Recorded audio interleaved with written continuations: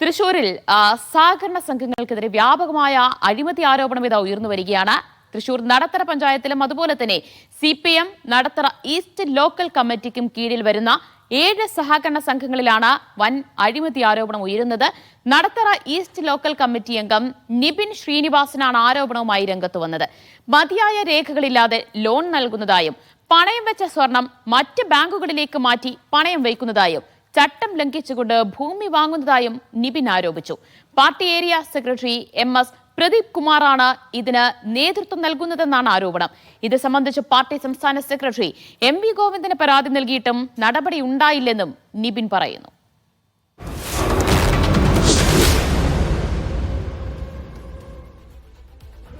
നടത്തറ ഗ്രാമപഞ്ചായത്തിലെ 2 party local കമ്മിറ്റിക്കകത്തും പ്രവർത്തിക്കുന്ന സഹകരണ സംഘങ്ങളുടെ അഴിമതിയാണ് വിഷയം. അഴിമതി എന്ന് പറഞ്ഞാൽ മണ്ണുത്തി ഏരിയ കമ്മിറ്റി, പാർട്ടിയുടെ മണ്ണുത്തി ഏരിയ കമ്മിറ്റി കീഴിൽ വരുന്ന ഈ 2 ലോക്കൽ കമ്മിറ്റികൾക്കുള്ളിലും 8ഓളം വരുന്ന സഹകരണ സ്ഥാപനങ്ങളുണ്ട്.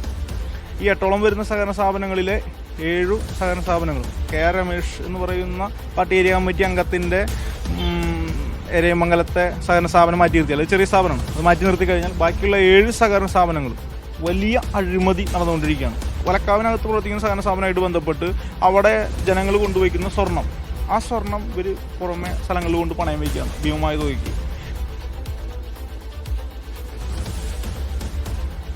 നടരാജ് പരശുറാം വിവരങ്ങൾ നൽകും. നടരാജ്, എത്ര ഗുരുതരമായ വെളിപ്പെടുത്തൽ തുറന്നു പറച്ചിലാണ് നിബിൻ ശ്രീനിവാസൻ നൽകിയിട്ടുള്ളത്? 7 സഹകരണ സംഘടനകളാണ് അഴിമതി ആരോപണം ഉയർത്തിയിട്ടുള്ളത്. ഇത് പാർട്ടിയുടെ ശ്രദ്ധയിൽ അടക്കംപ്പെടുത്തിയിട്ടുണ്ടെന്നാണോ നിബിൻ പറയുന്നത്? ദിവ്യ, വളരെ പ്രധാനപ്പെട്ട ആരോപണമാണ് നിബിൻ ഉന്നയിക്കുന്നത്.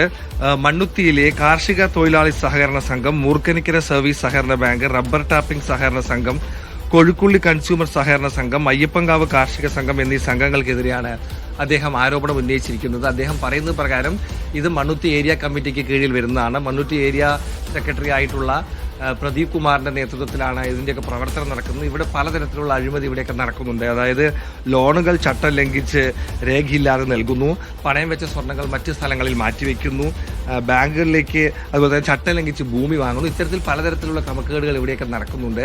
ഇക്കാര്യങ്ങൾ ചൂണ്ടിക്കാട്ടിക്കൊണ്ട് CPM സംസ്ഥാന സെക്രട്ടറി MV ഗോവിന്ദന് ഏതാണ്ട് 5 മാസങ്ങൾക്ക് മുമ്പ് പരാതി നൽകിയിരുന്നു. ആ പരാതിയിൽ നടപടിയൊന്നും കാണുന്നില്ല എന്നാണ് അദ്ദേഹം പറയുന്നത്. ഇത്ര ഗുരുതരം ആരോപണം ഉന്നയിച്ച് തനിക്കെതിരെ പിന്നീട് തരംതാഴ്ത്തലുണ്ടായി. നേരത്തെ ഏരിയ കമ്മിറ്റി അംഗമായ താനിപ്പോൾ ലോക്കൽ കമ്മിറ്റി അംഗമാണ്. താൻ തരംതാഴ്ത്തപ്പെട്ടു. ഇത്തരത്തിൽ അഴിമതി നടത്തുന്നതിൻ്റെ ഒരു വിസിൽ ബ്ലോവറായി പ്രവർത്തിച്ചതിന് താൻ പീഡിപ്പിക്കപ്പെട്ടു എന്ന തരത്തിലുള്ള ആരോപണമാണ് അദ്ദേഹം ഉന്നയിക്കുന്നത്. ഇക്കാര്യത്തിൽ CPM ഈ ആരോപണമൊക്കെ തന്നെ തള്ളുകയാണ്. അതായത് ക്രമരഹിതമായ ഒന്നും തന്നെ ഈ സ്ഥലങ്ങളിൽ നടക്കുന്നില്ല എന്ന് CPM വ്യക്തമാക്കുന്നു. പ്രമോദ് കുമാറും അക്കാര്യം തന്നെയാണ് പറയുന്നത്.